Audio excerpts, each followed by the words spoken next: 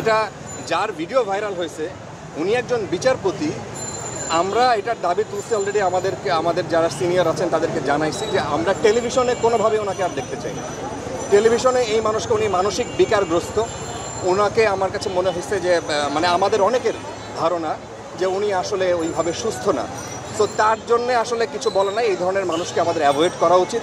So আমরা আমাদের কর্তৃপক্ষকে জানাইছি যে ওনাকে কোনোভাবে আমরা টেলিভিশনে আর কোনোভাবে দেখতে চাই না। ওনার একটা অতীত আছে, উনি কিন্তু এর আগে যখন বিচারপতি ছিলেন তখন কিন্তু ট্রাফিক সালাম না দেওয়ায় তাকে কিন্তু কান ধরিয়েছিল। তার মানে এরকম অসুস্থ মানুষ যখন যে পাওয়ারে ছিল, দেখেন এটা আমাদের বাংলাদেশের খুব দুর্ভাগ্য।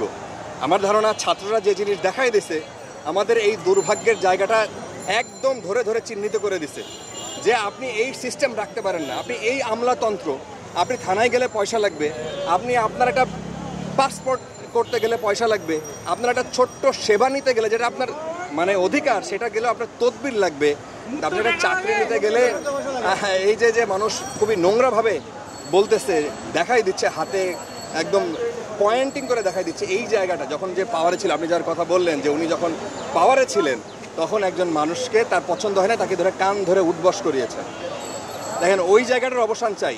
আমরাও যদি এইরকম মানে আমাদের মধ্য থেকে যদি আমরা চাই যে একটু নিতে, ধরেন একটু অনুকম্পা নিতে, একটু সহায়তা প্রশাসনের কাছ থেকে, সেটা হওয়া উচিত না।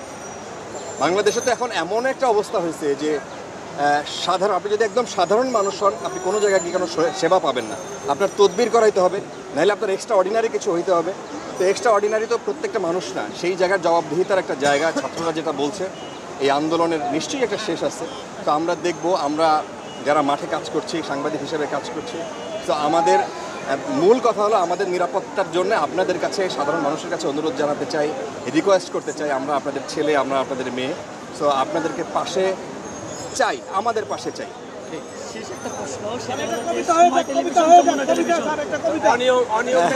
কবিতা আমার পেজে, অনিয়মটাই নিয়ম হয়ে গেছে। আমাদের কারো কোনো বন্ধু সবাই এক